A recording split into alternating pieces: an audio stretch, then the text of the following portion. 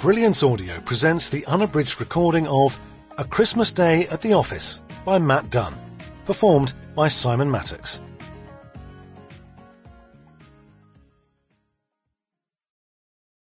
One.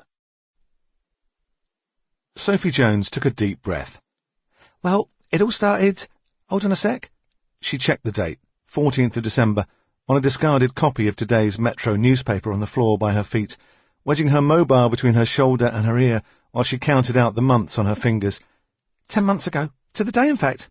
I fancied Nathan Field. He's the technical support manager at Seek Software. That's the company I work for. So I'd fix things, so Nathan and I would be alone together that evening. And I fancied my chances, as well as him. I mean, it was Valentine's Day, and love was definitely in the air.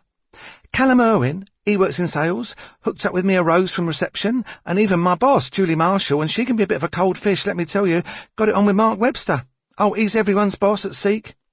Anyway, Sophie drew out the first syllable for effect.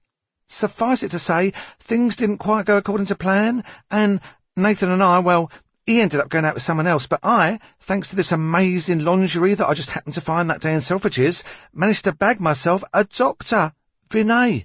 And we went out for about 6 months, but then one day I asked him if I was ever going to meet the in-laws, and he told me... Sophie took a few shallow breaths, fanning her face with her free hand to stop the tears she could feel welling up. Well, he said that I couldn't, because of his in-laws, prospective ones at least, given the dentist from Bolton his parents apparently had lined up for him to marry, a small fact he'd been keeping from me. And since then, well, I've been meeting these guys on Tinder, but...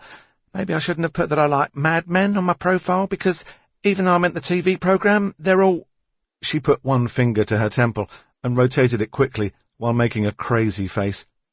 And even if they're not, they're generally only after one thing, and they don't only want to do it with one girl. So even though I've been thinking everything's been going fine, and I get my hopes up, and yes, I know I shouldn't, they always end up giving me the old, I never said we were exclusive line.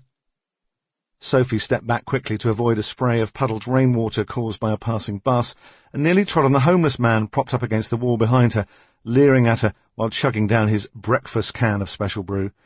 So, yes, to answer your question, I have been hurt recently, several times, and none of them have been my fault.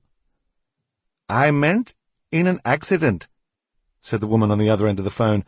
After a pause that lasted so long, Sophie had begun to suspect she'd hung up. Not emotionally. Oh, sorry, said Sophie. Sample complete. Ready to continue?